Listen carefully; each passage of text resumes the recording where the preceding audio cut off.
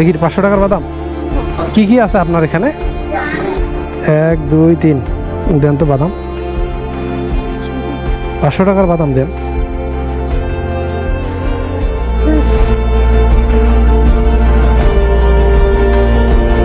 দিবেন না বাদাম দিবেন না? আমার কত টাকা বিক্রি কর? 300 350, আর এই 500 টাকা যদি হয় তাহলে 850 ইনকাম, তাহলে খুশি লাগবে।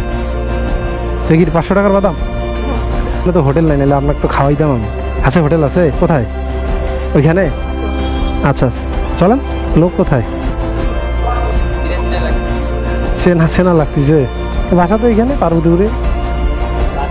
হ্যাঁ হ্যাঁ হ্যাঁ। কি কি আছে আপনার এখানে